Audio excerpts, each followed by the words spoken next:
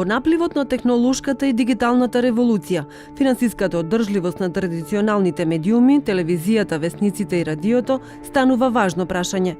Решението за екзистенцијата води кон професионално, независно и објективно информирање.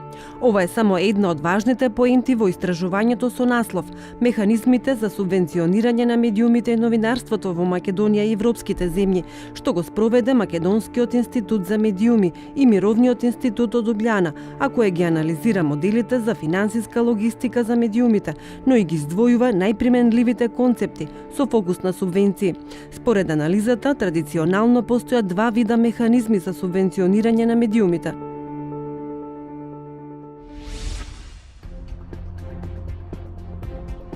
Индиректна поддршка, која што може да се однесува на сите актери на пазарот, како што се повластената даночна стапка или намалените поштенски и транспортни трошоци. Директна поддршка, која може да биде насочена кон одделни медиуми, медиуми на јазиците на малцинските заедници, непрофитни медиуми, локални медиуми, или е наменета за поддршка на определени содржини од јавен интерес. И за двата модели опфатени со истражувањето, експертите имаат различни ставови околу нивната ефикасност. Индиректната поддршка во форма на даночни олеснувања и на државни реклами се покажала како недоволно ефикасна. Директната поддршка пак послужи да се спречи намалувањето на бројот на медиуми, новинари, теми и перспективи, но таа е повеќе насочена кон кофинансирање на профитот на компаниите, а помалку кон самото новинарство. Ваквите субвенции за медиумите не се непозната категорија во медиумската сфера во Македонија, но повеќето од нив беа укинати изминатите години. Експертите велат дека во најголем дел тие не го дадоа посакуваниот резултат. Од времето на осамостојувањето на земјата некаде до 2001 година за печатените медиуми добива одредена финансиска помош директно од буџетот, меѓутоа тоа создаваше доста калки кај оние што добива и кај оние што не добива, или оние што добива повеќе, оние што смета дека треба да добијат повеќе, така да таа форма на поддршка се напушти. Понатаму преку Советот за радиодифузија исто така до 2006 година се доделуваше финансиска помош на радијата и на телевизиите, меѓутоа од разговорите кои што ги имав со релевантните соговорници, исто така и од искуството што всушност го имавме и самите резултатите од сите тие мерки не дадоа соодветен квалитет кој што ќе ги оправдаше средствата кои што треба вложуваат. Субвенции за медиумите има и во земјите од регионот. Така во Босна и Херцеговина познат е моделот на директна помош за локалните радиодифузери, а во Србија пак се применува меѓу другото и концепт на финансирање на проекти преку јавен конкурс. Истражувањето упатува на податокот дека во Хрватска за 2017 и 2018 година биле предвидени 8,7 милиони евра директни субвенции за медиумите, како што се локални, регионални, непрофитни радио и телевизиски програми, непрофитни електронски публикации и непрофитни продуценти на аудиовизуелни и радио програми. Дополнителна индиректна поддршка добиваат печатените медиуми со намален данок на промет. Јавниот сервис ХРТ во 2016 имал буџет од 160 милиони евра собрани преку радиодифузна такса.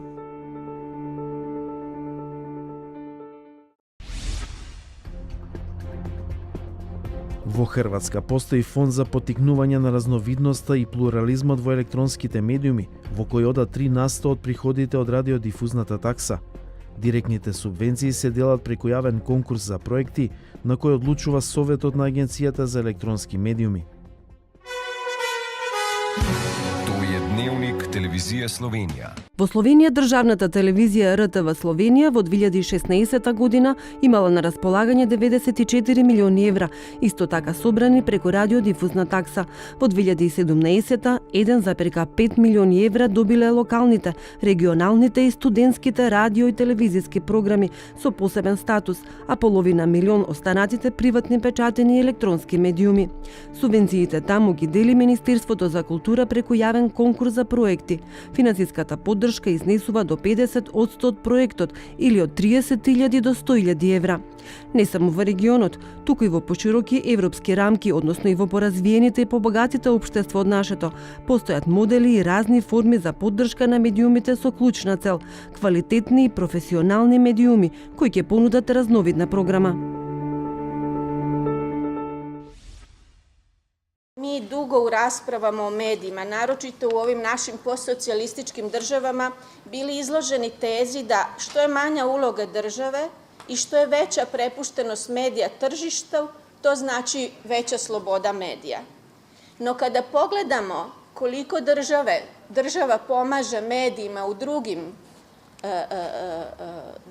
drugim državama, kada imamo uvid u tu tradiciju, raznovrsnost i rasprostranjenost indirektnih i direktnih državnih subvencija medijima u Evropi, vidimo da mediji niti na najbogatijim medijskim tržištima nisu ovisni samo o tržištu, a niti su mediji najmanje slobodni tamo gdje je tradicija i obim državne subvencije najveći.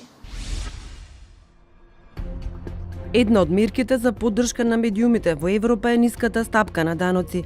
Во Велика Британија, например, весниците не плаќаат ДДВ, што им носи 838 милиони евра субвенции. Овој данок не се плаќа ниту во Белгија, Данска, Норвешка. Намалениот данок на 6% во Шведска носи 220 милиони евра субвенции. По повеќе демократски развиени држави, без оглед на разликите во нивните медиумски системи, постои јавна поддршка за медиумите, која останала непроменета со децении. Така, например, во Финска, Франција и Италија постојат директни субвенции. Во Финска и во Франција речи се исклучиво за печатените медиуми, а во Италија за локалните радиодифузери. Сепак во сите три земји индиректните субвенции се позначени. Големата слика на Европа покажува дека во јавните сервиси во Германија влегле 7 милиарди евра јавни пари, како и над 500 милиони индиректни субвенции во 2008 година. Истата година во Велика Британија јавните сервиси добиле 4 милиарди евра јавни средства, а индиректните субвенции изнесуваат околу 750 милиони евра. Во двете земји нема директни субвенции. Јавните радио телевизии во Франција добиле околу 4 милиарди евра поддршка преку јавни средства, 800 милиони евра индиректни, како и 438 милиони евра директни субвенции. И домашната експертска јавност е се погласна во размислувањата за потребата од нови субвенции за медиумите во Македонија. И ја го делам ставот со тие луѓе ширум светот што мислат дека треба да престанеме да гледаме во денешно време, кога се е во турбуленција, на субвенционирање на медиуми и да се трудиме да го субвенционираме новинарството, затоа што тоа е вистинското прашање.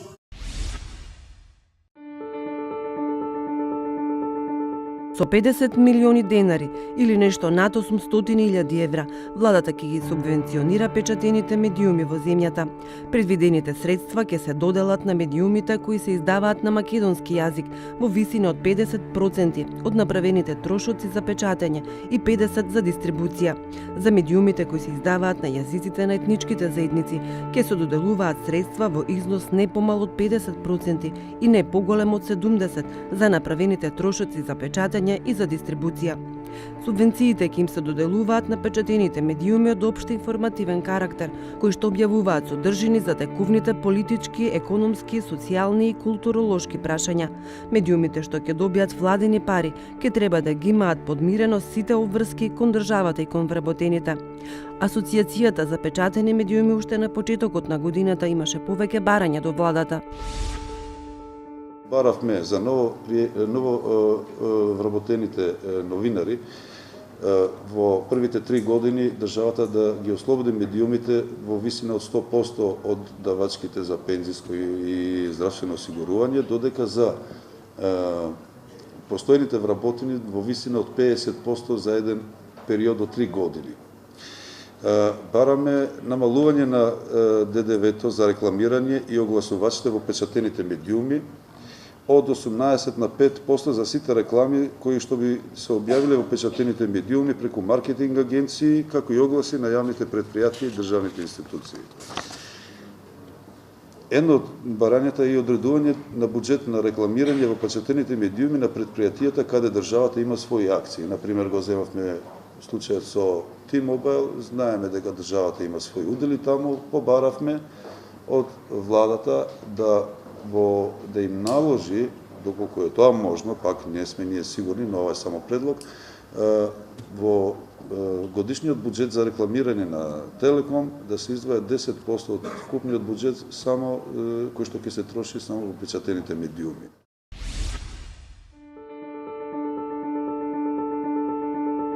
Меѓутоа, проблемите не се присутни само кај печатените медиуми. Кај интернет порталите состојбата е крајно недефинирана, но со уште поголеми проблеми се соочуваат локалните и регионалните медиуми, но и приватните телевизии. Тоа и го потврдува извештајот за вкупните приходи на сите радиодифузери, кои во 2017 се најниски во последните 5 години. Државата веќе го субвенционира јавниот сервис, кој од минатата година се префрли на товар на буџетот. Новиот закон, кој е во собраниска процедура, предвидува за МРТ да се одвојуваат средства од државната каса, што секоја наредна година постепено ќе се зголемуваат, се додека не достигнат до 1% од буџетот во 2021 година. Сигналите од страна на владата за субвенции на медиумите се позитивни, иако отсуствува јасна стратегија, имајќи го предвид лошото досегашно искуство, кога поддршката за медиумите се трансформираше во инструмент за контрола врз нив и за влијание врз уредувачката политика. Во истражувањето се предупредува дека треба посебно да се води сметка и за механизмите за контрола што ќе обезбедат непристрасност и транспарентност на процедурите при евентуално субвенционирање.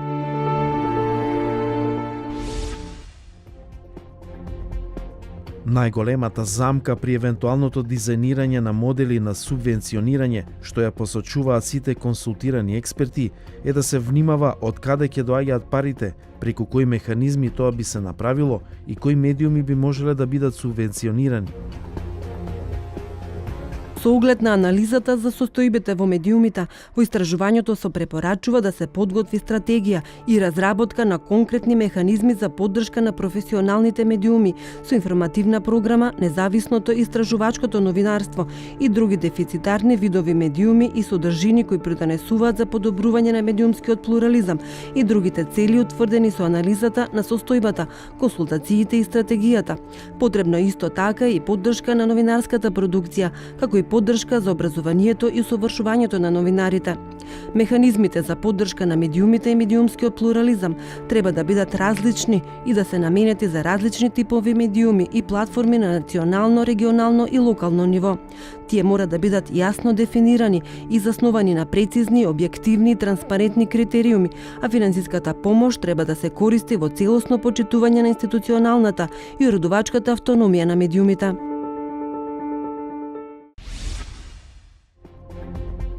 Треба да се почитуваат препораките на Советот на Европа, според кои со оваа задача треба да се занимава тело, кое е функционално и оперативно автономно и транспарентно и функционира надвор од органите на власта на национално и на локално ниво.